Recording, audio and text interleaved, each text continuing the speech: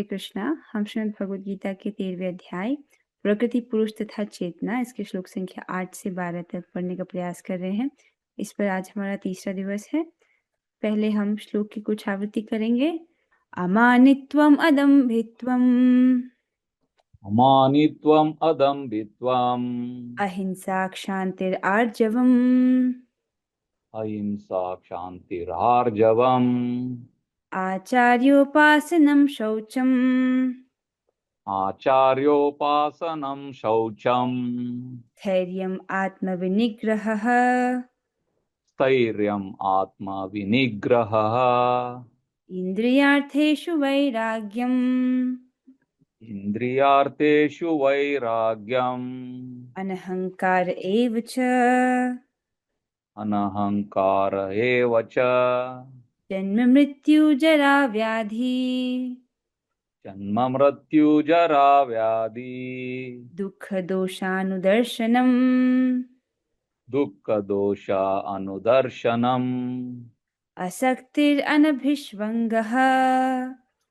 असक्तिरनभिष्वङ्गः पुत्रदार गृहादिषु पुत्रदारगृहादिषु नित्यं च समचित्तत्वम् नित्यं च समचित्तत्वम् इष्टानिष्टोपपत्तिषु इष्टानिष्टोपपत्तिषु मयि चानन्ययोगेन मयि चानन्ययोगेन भक्तिरव्यभिचारिणी भक्तिरव्यभिचारिणी विविक्तदेशसेवित्वम् विविक्तदेशसेवित्वम् अरतिर्जनसंसदि अरतिर्जनसंसदि अध्यात्मज्ञाननित्यत्वम् अध्यात्मज्ञाननित्यत्वम्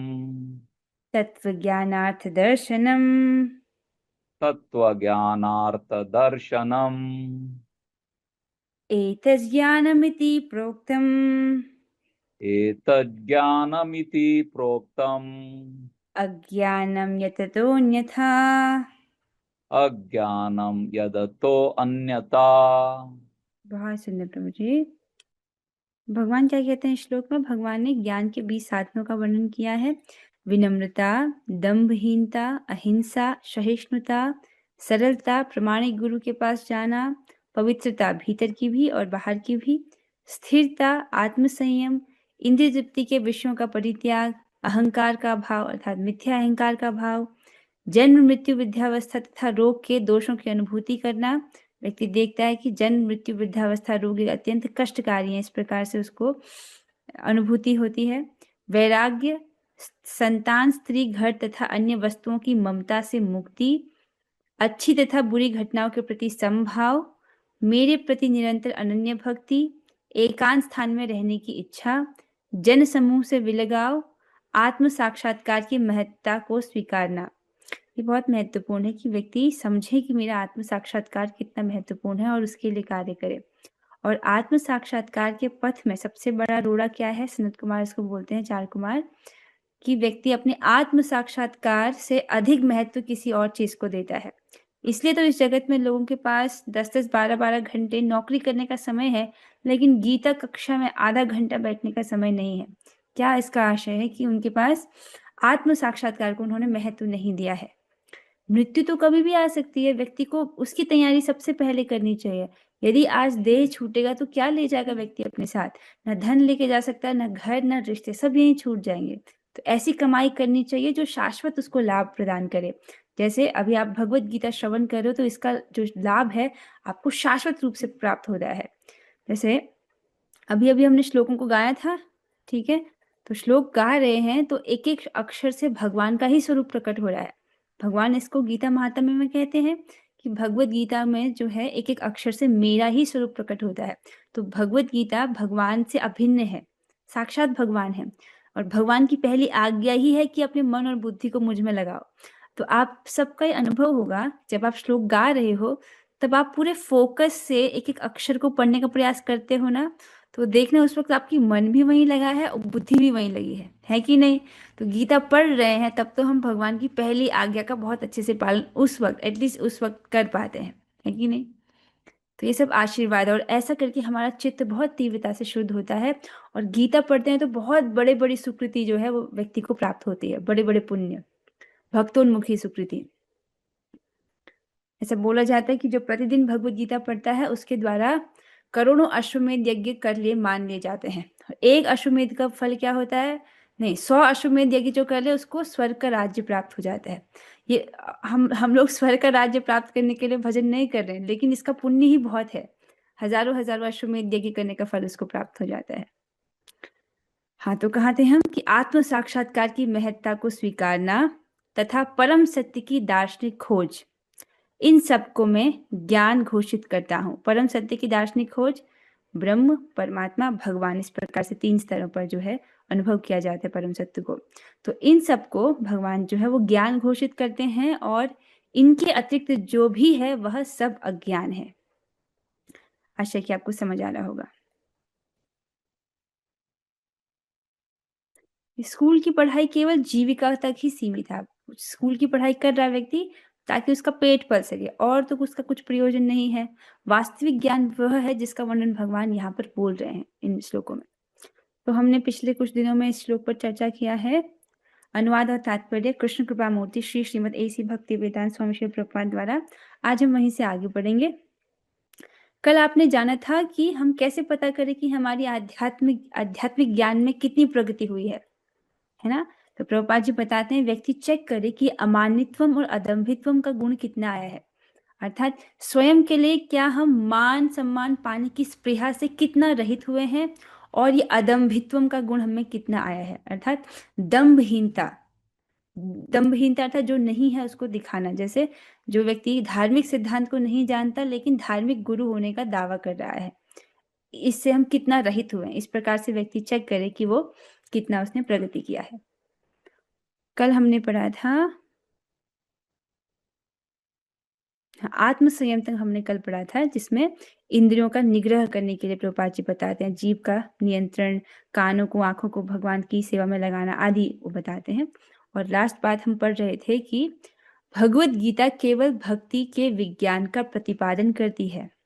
भक्ति ही प्रमुख एवं एकमात्र लक्ष्य है, और भगवत गीता के बुद्धिहीन भाष्यकार पाठक के ध्यान को अन्य विषयों की ओर मोड़ना चाहते हैं, लेकिन भगवत गीता में भक्ति के अतिरिक्त अन्य कोई भी विषय नहीं है। बहुत सुंदर है ये। तो भगवत गीता में किस चीज का वर्णन है? भक्ति के विज्ञान का। इसको समझिए, जैसे अगर आप सब्जी मंडी में चले जाओ तो वहां पर हम गीता क्लास नहीं कर सकते हैं। ऐसा नहीं हो सकता कि सब्जी मंडी में जाकर मैं वहां पर गीता पर इस प्रकार श्लोक बोल पाऊं, है ना? क्योंकि वहां पर माहौल है ही नहीं कि वहां पर भगवत गीता पढ़ी जा सके। उसी प्रकार अस्पताल में जा रहे हैं, ऑपरेशन हो रहा है, वहां पर भी हम भगवत गीता पर ऐसे चर्चा नहीं कर सकते हैं, वहां का माहौल ही अलग है। उसी प्रकार से जो भगवत गीता की चर्चा हो रही है, किसके बीच में हो रही है? भगवान और उनके शुद्ध भक्त अर्जुन जी के बीच में हो रही है। तो भगवान के शुद्ध भक्त और भगवान के बीच में ऐसी चर्चा हो रही है, तो भक्ति के अलावा और कुछ किसी विषय पर बात कैसे हो सकती है? यद्यपि भगवान ज्ञान देते हैं उन सब का भी, लेकिन बार बार भगवान भक्ति का ही प्रतिपादन करते हैं। ठीक है, तो प्रभुपाद जी कहते हैं कि भक्ति ही प्रमुख है एवं एकमात्र लक्ष्य है। दो बहुत इंपॉर्टेंट, एकमात्र भक्ति ही जो है वो करनी है। लेकिन जो मूर्ख भाष्यकार हैं वो कहते हैं कि हाँ, अब भक्ति भी है और चीजें भी हैं, ज्ञान योग अष्टांग योग, लेकिन ये वास्तविकता नहीं है। प्रभुपाद जी इसको स्पष्ट कहते हैं कि लेकिन भगवत गीता में भक्ति के अतिरिक्त अन्य कोई भी विषय नहीं है। यहाँ तक हमने कल पढ़ा था। अब आगे प्रभुपाद जी कह रहे हैं अहंकार का अभाव, इस गुण की व्याख्या कर रहे हैं।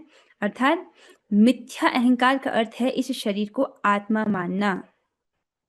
ठीक है, अहंकार मतलब मैं हूं, और मिथ्या अहंकार मैं देह हूं, मैं शरीर हूं, इस प्रकार से व्यक्ति मानता है। जब कोई यह जान जाता है कि वह शरीर नहीं अपितु आत्मा है, तो वह वास्तविक अहंकार को प्राप्त होता है। अहंकार तो रहता ही है, मिथ्या अहंकार की भर्त्सना की जाती है, वास्तविक अहंकार की नहीं। तो प्रभुपाद जी समझा रहे हैं कि देखिए, आत्मा का वास्तविक अहंकार तो रहता ही है, अर्थात अहंकार मतलब मैं हूं ये भावना, और मैं अन्यों से अलग हूं। ठीक है, तो ये तो आत्मा का स्वाभाविक जो है उसका अहंकार है कि वो है, लेकिन इसमें मिथ्या अहंकार क्या होगा, जब वो अपने आप को देह समझे। तो यहाँ पर जब अहंकार के अभाव की बात आ रही है, तो ये इसका अभाव नहीं है कि मैं हूँ, अपना अस्तित्व मिटाने की बात नहीं है। बात क्या है कि अपने आप को व्यक्ति शरीर नहीं समझे, मैं देह हूँ, इस भावना से वो रहित हो जाए, ये कह रहे हैं। वास्तविक अहंकार तो रहता ही है। ठीक है। वैदिक साहित्य में बृहदारण्यक उपनिषद 1.4.10 में कहा गया है, अहम ब्रह्मास्मि, मैं ब्रह्म हूँ, अर्थात मैं आत्मा। ब्रह्म का अर्थ आत्मा। तो आपने पढ़ा था ना, तीन ब्रह्म के तीन स्वरूप, माया ब्रह्म, जीव ब्रह्म और पर ब्रह्म। तो यहाँ पर ब्रह्म का अर्थ है आत्मा, जीव ब्रह्म। मैं ब्रह्म हूँ अर्थात मैं आत्मा हूँ। तो मैं हूँ ही आत्म भाव है। तो समझ रहे हैं, ये आत्मा का वास्तविक अहंकार है कि मैं हूँ। ठीक है। आप में से हर एक व्यक्ति ये जान रहा है कि वो है, लेकिन ये निर्जीव पेन इस बात को नहीं जानता है कि वो है। ठीक है। तो और यह आत्म साक्षात्कार की मुक्त अवस्था में भी पाया जाता है। तो जब व्यक्ति मुक्त अवस्था में पहुंच जाता है, तब भी वो समझता है कि मैं हूं। उसका ये मैं, अहम भाव वो मिट नहीं जाता है। ठीक है। ऐसा नहीं कि मुक्ति के बाद कोई विलीन हो जाता है, ऐसी बात नहीं है। मुक्ति के बाद भी, मुक्त अवस्था में भी व्यक्ति समझता है कि वो है। ठीक है। मैं हूं का भाव ही अहंकार है। लेकिन जब मैं हूं भाव को मिथ्या शरीर के लिए प्रयुक्त किया जाता है, तो वह मिथ्या अहंकार होता है। ठीक है। मैं हूं का भाव रहता है, लेकिन जब इस मैं हूं के बीच में व्यक्ति कुछ फिल इन द ब्लैंक कर देता है, मैं स्त्री हूं, मैं इसकी माँ हूं, राइट, मैं ये शरीर हूं, ये सब मिथ्या अहंकार है, जो भी पहचान हम अपनी शरीर से करते हैं। ठीक है। जब इस आत्म भाव अर्थात स्वरूप को वास्तविकता के लिए प्रयुक्त किया जाता है, तो वह वास्तविक अहंकार होता है। ऐसे कुछ दार्शनिक हैं जो यह कह सकते हैं कि हमें अपना अहंकार त्यागना चाहिए, लेकिन हम अपने अहंकार को त्यागें कैसे, क्योंकि अहंकार का अर्थ है स्वरूप। लेकिन हमें मिथ्या देहात्मक बुद्धि का त्याग करना ही होगा। तो प्रभुपाद जी समझा रहे हैं कि कुछ दार्शनिक हैं, वो कहते हैं कि आप अपने अहंकार का त्याग करो, लेकिन हम अपने अहंकार का त्याग नहीं कर सकते हैं, क्योंकि अहंकार का मतलब है मैं हूं, मतलब हमारा स्वरूप वो तो है ही। लेकिन मिथ्या अहंकार का त्याग किया जाता है, अर्थात अपने आप को ये देह समझने की भावना से व्यक्ति ऊपर उठता है, इसका त्याग करना होता है। ठीक है। आशा समझ आया होगा। फिर आगे प्रभुपाद जी जन्म मृत्यु जरा व्याधि दुख दोषानुदर्शनम, ये भी एक ज्ञान का साधन है, उसका वर्णन कर रहे हैं। जन्म मृत्यु जरा तथा व्याधि, जरा मतलब बुढ़ापा, व्याधि मतलब बीमारी, तो ये तो इस शरीर में लगा ही रहता है। ठीक है।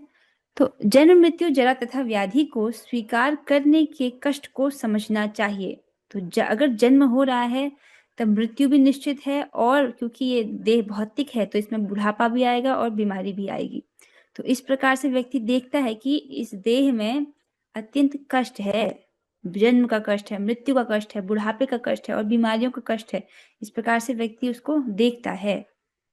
वैदिक ग्रंथों में जन्म के अनेक वृत्तांत हैं।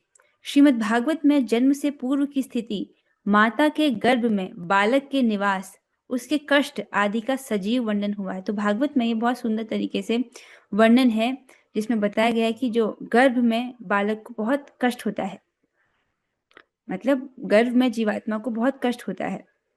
यह भली भांति समझ लेना चाहिए कि जन्म बहुत कष्टपूर्ण है। तो इसी जन्म में हम लोग गर्भ में थे, माता के गर्भ में थे, लेकिन हमको याद ही नहीं है, एज इफ वो घटना हुई ही ना हो, है ना, बिल्कुल भी याद नहीं है, और वो कष्ट क्या था वो भी हमको भुला दिया गया है। लेकिन भागवत कहता है कि उसमें बहुत कष्ट होता है बच्चे को। चूंकि हम भूल जाते हैं कि माता के गर्भ में हमें कितना कष्ट मिला है, अतएव हम जन्म तथा मृत्यु की पुनरावृत्ति का कोई हल नहीं निकाल पाते। अब समझ रही है, हम सबके पास जब हम सुबह उठते हैं तो कुछ ना कुछ प्रॉब्लम्स होती है जिसको हम सॉल्व करना चाहते हैं, कुछ कुछ टू डू लिस्ट होता है, चेक लिस्ट होता है नहीं। तो हम हमारे पास जो कार्य है उसको करते हैं, जो जो टू डू लिस्ट है उसको पूरा करते हैं। लेकिन सबसे बड़ी जो प्रॉब्लम जिसका हल हमको करना है इस मनुष्य जीवन में, वो कौन सी प्रॉब्लम को सॉल्व करना है, ये जन्म मृत्यु जरा व्याधि का कष्ट हमको दोबारा ना देखना पड़े, इस प्रॉब्लम को सॉल्व करना सबसे सबसे महत्वपूर्ण है। इसीलिए बोला जाता है कि सुबह सुबह जप कर लो, क्योंकि 16 माला अगर सुबह ही हो गई तो शरीर छूट भी जाएगा, तो भी गति तभी ऑस्पिशियस ही होगा, शुभ ही होगा, कल्याण ही होगा। इसलिए बोला जाता है कि सुबह ही जो है आप अपना जप कर लीजिए, क्योंकि मृत्यु तो कभी भी आ सकती है ना। तो आप मृत्यु के लिए तैयार रहेंगे अगर सुबह ही जप हो जाएगा तो। क्या है, प्रभुपाद जी कहते हैं कि हम जन्म तथा मृत्यु की पुनरावृत्ति का कोई हल नहीं निकाल पाते। तो जब व्यक्ति देहात्मक बुद्धि से ग्रस्त रहता है तो बस शरीर और शरीर से संबंधित वस्तुओं तक ही सोच पाता है। अब देख लीजिए भौतिकतावादी व्यक्ति का जीवन किस प्रकार होता है। वो 8-9 घंटे तो प्रभुपाद जी ने बोला है, 10-10 12-12 घंटे की नौकरी करते हैं और फिर घर आते हैं, फिर उनके दिनचर्या के कार्य करते हैं, भजन के लिए समय नहीं निकालते हैं, और इस प्रकार उनका जीवन बीत जाता है और पूरा जीवन व्यर्थ हो जाता है। अब उनसे सिंपल पूछना चाहिए कि आप नौकरी कर रहे हो, धन कमा रहे हो, लेकिन किस लिए? ये जीना ही क्यों है? इस प्रकार से तो सुमर भी जी रहे हैं ना, आहार निद्रा भय मैथुन के लिए। तो मनुष्य जीवन की विशेषता क्या है? वो उस तरफ वो सोचते नहीं है। तो वही जी रहे हैं जो भक्ति कर रहे हैं। जो भक्ति नहीं कर रहा है वो तो एक पशुवत जीवन को जी रहा है। ठीक है। तो सबसे इम्पोर्टेंट है कि हम जन्म मृत्यु जरा व्याधि की जो समस्या है उसका हल निकालें, और उसका सोल्यूशन क्या है कि हम भगवान की भक्ति करें, हरे कृष्ण महामंत्र का जप करें। मुझे प्रसन्नता है कि यहाँ पर जितने भी भक्त हैं वो सब करते हैं, मतलब बड़े बुद्धिमान हैं। इसी प्रकार मृत्यु के समय भी सभी प्रकार के कष्ट मिलते हैं जिनका उल्लेख प्रमाणिक शास्त्रों में हुआ है। तो जन्म के समय भी बहुत कष्ट होता है, मृत्यु के समय भी बहुत कष्ट होता है। इनकी विवेचना की जानी चाहिए, अर्थात इसके बारे में विचार विमर्श करना चाहिए। जहां तक रोग तथा वृद्धावस्था का प्रश्न है, सबों को इनका व्यवहारिक अनुभव है। ठीक है। ऐसा हुआ ही होगा कि कभी ना कभी आपके शरीर में कुछ रोग हुआ होगा, तो आपको अनुभव हुआ ही होगा। और वृद्धावस्था भी इस शरीर में आती ही है, ये भी एक नियम है।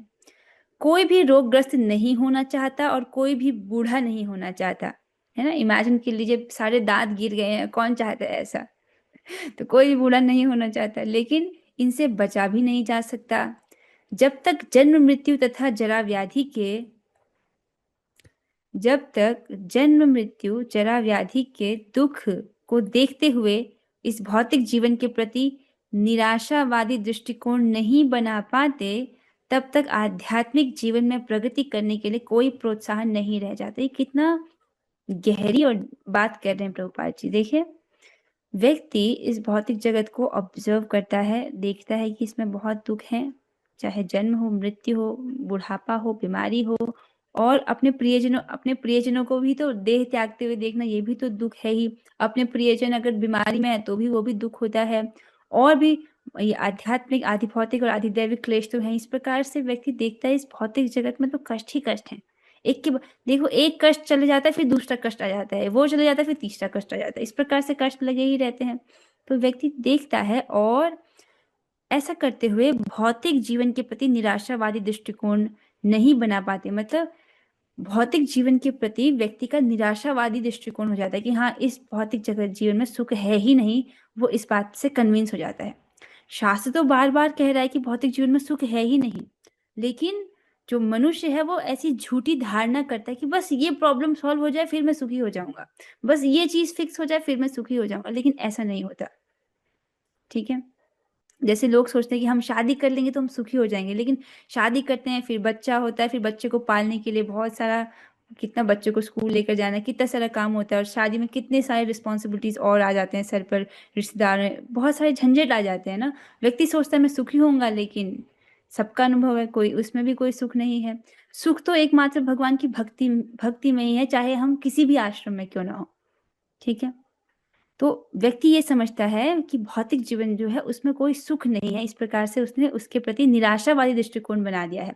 और जब वो समझता है कि भौतिक जीवन में सुख नहीं है, तब वो सुख कहाँ ढूंढेगा? आध्यात्मिक जीवन में। ठीक है। तब वह आध्यात्मिक जीवन में प्रगति करने के लिए कोई, जब जब वो भौतिकतावादी जीवन की निराशावादी है, तब वो आध्यात्मिक जीवन के लिए आशावादी होता है कि हाँ, यहाँ मुझे स्थायी सुख मिलेगा, और वहां प्रयास करता है। ठीक है। अगर आप लोगों को भौतिक जीवन में आप संतुष्ट होते तो क्या आप भगवत गीता क्लास में आते? कुछ ना कुछ तो आपके जीवन में कारण होगा ना, कि आपने ये देखा होगा कि भौतिक जीवन में जो मैं कार्य कर रहा हूँ या कर रही हूँ उसके द्वारा मुझे वो सुख और शांति नहीं प्राप्त हो रही है, तभी तो आप भगवत गीता सुनने के लिए आए होगी, कहीं तो स्थायी शांति होगी, है कि नहीं? तो इस प्रकार से भौतिकतावादी जीवन के प्रति निराशावादी दृष्टिकोण, और फिर जो है उसको आध्यात्मिक जीवन में जो है उसको प्रोत्साहन प्राप्त होता है, इसके कारण आध्यात्मिक जीवन में वो स्थायी शांति और सुख को ढूंढता है। आगे चलेंगे। जहां तक संतान, पत्नी तथा घर से विरक्ति की बात है, इसका अर्थ यह नहीं है कि इनके लिए कोई भावना ही ना हो, ये सब स्नेह की प्राकृतिक वस्तुएं हैं। कुछ कह रहे हैं। लेकिन जब ये आध्यात्मिक उन्नति में अनुकूल न हो तो उनके प्रति आसक्ति नहीं होना चाहिए। क्या बोल रहे हैं यहाँ पर श्लोक में? भगवान ज्ञान के एक लक्षण में ये भी कहते हैं ना कि पत्नी पुत्र आदि के प्रति, कहाँ है वो बात, देखिए कहाँ, ये देखो, भगवान कहते हैं ना, संतान, स्त्री और घर तथा अन्य वस्तुओं की ममता से मुक्ति, ठीक है, एक ज्ञान यह है। तो इसको प्रभुपाद जी बता रहे हैं कि इसका मतलब यह नहीं है कि हम संतान और पत्नी के प्रति हमारा, एक मिनट कहाँ पहुंचे थे, हाँ, इसका मतलब ये नहीं है कि इनके लिए कोई फीलिंग्स ही ना हो हमारे हृदय में, ठीक है। तो मतलब जो अपने दायित्व हैं वो तो करने हैं, लेकिन ऐसा यदि ऐसा हो रहा है कि जो संतान, स्त्री आदि जो भी हैं संबंध, वो हमारी आध्यात्मिक उन्नति में बाधा बन रहे हो, आपको भक्ति नहीं करने दे रहे हो, आपके भक्ति के प्रतिकूल उनका आचरण है, तो उनके प्रति आसक्ति नहीं होना चाहिए, ठीक है। भक्ति में सपोर्ट करे तो बहुत अच्छा है, लेकिन अगर वो आपकी भक्ति में प्रतिकूल हैं और भक्ति में बाधा बन रहे हैं, तब ऐसे लोगों के प्रति आसक्त नहीं होना चाहिए, ठीक है। घर को सुखमय बनाने की सर्वोत्तम विधि है कृष्ण भावनामृत। अब प्रभुपाद जी बहुत महत्वपूर्ण बात कर रहे हैं, आप ध्यान से सुनिएगा। अगर हम अपने घर को सुखमय बनाना चाहते हैं तो क्या करना होगा? हमको कृष्ण भावनामृत की विधि को अपनाना होगा, ठीक है। भक्ति में ही सुख है और इस जगत में सुख है ही नहीं। बाकी सब सुख कैसे हैं? क्षणिक सुख है, कुछ समय के लिए फिर चले जाते हैं, कुछ समय के लिए, लेकिन स्थायी सुख व्यक्ति चाहता है तो वो भक्ति से ही प्राप्त होता है। अब कैसे सुखमय बनाए अपने घर को, उसके बारे में प्रभुपाद जी वर्णन कर रहे हैं। यदि कोई कृष्ण भावनामृत से पूर्ण रहे तो वह अपने घर को अत्यंत सुखमय बना सकता है, क्योंकि कृष्ण भावनामृत की विधि अत्यंत सरल है। इसमें केवल हरे कृष्ण कृष्ण कृष्ण हरे हरे, हरे राम राम राम हरे हरे का कीर्तन करना होता है। कृष्ण अर्पित भोग का उच्चिष्ट ग्रहण करना होता है, अर्थात भगवान को जो अर्पित भोग है उसका उच्चिष्ट अर्थात प्रसाद ग्रहण करना होता है। और भगवत गीता तथा श्रीमद् भागवत जैसे ग्रंथों पर विचार विमर्श करना होता है और अर्चा विग्रह की पूजा करनी होती है। 4 चीजें बोली प्रभुपाद जी ने, क्या?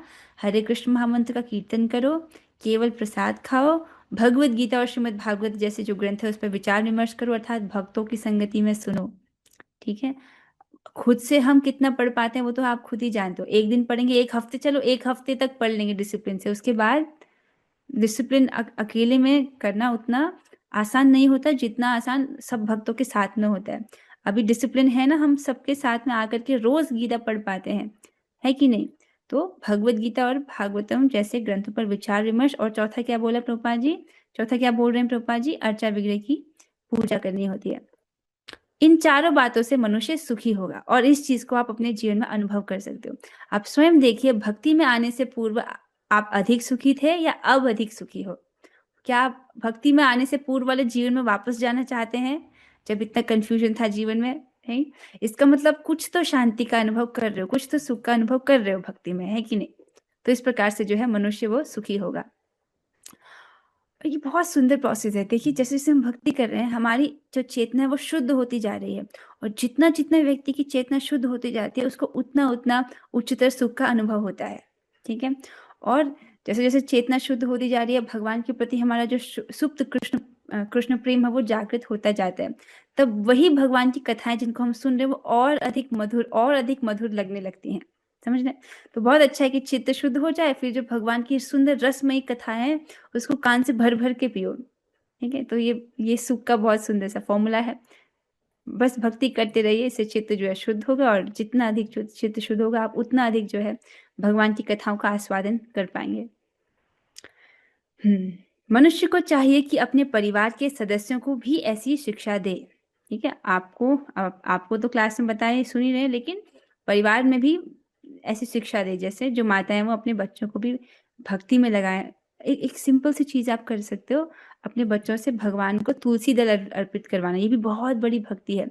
ऐसा बोला गया है कि विश्व के सारे पुष्पों से और सारे फलों से उनको भगवान को अर्पित करके जो फल प्राप्त होता है वह मात्र एक तुलसी पत्र को अर्पित करने से प्राप्त हो जाता है। आप समझ रहे हैं? तो तुलसी जी की बहुत महिमा है, और भगवान को तुलसी जी अत्यंत प्रिय है। वो भी लालायित रहते हैं कि मेरा भक्त आए और मुझे तुलसी दल अर्पित करे। तो आप जो है अपने बच्चों से कम से कम ऐसा कर सकते हो कि बेटा तुम एक तुलसी पत्र जो है भगवान को अर्पित करो। तो इस प्रकार से, और अपने परिवार के सदस्यों को प्रसाद खाने को देना, ये कर सकते हैं। इस प्रकार से उनको भी कृष्ण भावनामृत के विषय में शिक्षा देना। परिवार के सदस्य प्रतिदिन प्रातः तथा सायंकाल बैठकर साथ साथ हरे कृष्ण महामंत्र का कीर्तन करें। तो सुबह और संध्या में, मतलब जब भी आपके घर में आरती होती है, जनरली तो सुबह हम लोग जप करते हैं, सुबह मंगला आरती होती है और शाम को संध्या आरती, उस वक्त जो है परिवार के साथ मिलकर के कीर्तन करना चाहिए। तो बहुत सुंदर है। ऐसे कहते हैं the family that praise together stage together. जो परिवार साथ में प्रार्थना करते हैं वो साथ में रहते हैं। तो ऐसा किया जा सकता है। अब प्रभुपाद जी कहते हैं, यदि कोई इन चारों सिद्धांतों का पालन करते हुए अपने पारिवारिक जीवन को कृष्ण भावनामृत विकसित करने में ढाल सके तो पारिवारिक जीवन को त्याग कर विरक्त जीवन बिताने की आवश्यकता नहीं होगी। कितना सुंदर बोल रहे हैं। लोग सोच सकते हैं कि हमको घर छोड़ करके इस फलाने जगह में वास करना चाहिए, वो ज्यादा अच्छा है। देखो, धाम वास तो बहुत अच्छा है, लेकिन प्रभुपाद जी कह रहे हैं कि अगर आप इन चारों बातों का पालन कर पा रहे हो अपने ही घर में, तब आपको अपना घर त्याग करने की जरूरत नहीं है। क्या, हरे कृष्ण कीर्तन करो, प्रसाद खाओ, गीता भागवत का श्रवण करो और अर्चा विग्रह की सेवा, इतना कर रहे हो, तब आप वहीं वहीं से बहुत अच्छी भक्ति करो। आपको घर त्याग कर कहीं और जाने की जरूरत नहीं है। कितना सुंदर प्रभुपाद जी ने बोला ना, यदि कोई इन चारों सिद्धांतों का पालन करते हुए अपने पारिवारिक जीवन को कृष्ण भावनामृत विकसित करने में ढाल सके तो पारिवारिक जीवन को त्याग कर विरक्त जीवन बिताने की आवश्यकता नहीं होगी। लेकिन यदि यह आध्यात्मिक प्रगति के लिए अनुकूल न रहे तो पारिवारिक जीवन का परित्याग कर देना चाहिए। मतलब कोई व्यक्ति अपने घर में इस प्रकार से भजन नहीं कर पा रहा क्योंकि उसके पारिवारिक जो लोग हैं भक्ति के प्रतिकूल हैं, परिवार में वो भजन नहीं कर पा रहा, तब ऐसे परिवार का प्रभुपाद जी कह रहे हैं कि परित्याग कर देना चाहिए। क्यों? क्योंकि आज जो अपना आत्म साक्षात्कार है वो सबसे अधिक महत्वपूर्ण है। अगर हमने मनुष्य जीवन में इसको गवा दिया, न जाने फिर कहाँ कब अवसर प्राप्त होगा। तो अभी तो स्वर्णिम अवसर हमको प्राप्त हुआ है कि एक तो मनुष्य जीवन है, ऊपर से भगवान ने भक्ति के अनुकूल हमको सब चीजें प्रदान कर दी हैं। भक्ति प्रवर्तक ग्रंथ हमको दे दिए हैं, ठीक है, भक्तों की संगति दे दी है, तुलसी महारानी जी की सेवा भगवान ने प्रदान कर दिया। आप, मैं मान रही हूँ अब सबके घर में तुलसी जी होंगे ही ना। तुलसी जी की इतनी शक्ति है कि कोई व्यक्ति जीरो पर भी हो, मतलब उसकी भक्ति बिल्कुल भी भक्ति नहीं करता, उसको भी तुलसी महारानी जी भक्ति प्रदान करने का सामर्थ्य रखती हैं। बस उनकी सेवा करना है। उनका, भले आप प्रार्थना कर रहे हो, उनको जल दे रहे हो, प्रणाम कर रहे हो, उनको देख रहे हो, उनको देखने से ही सारे पाप नष्ट हो जाते हैं। तो ये सब तुलसी जी की महिमा में हम लोग पढ़ रहे थे कल, बहुत सुंदर सुंदर महिमा है।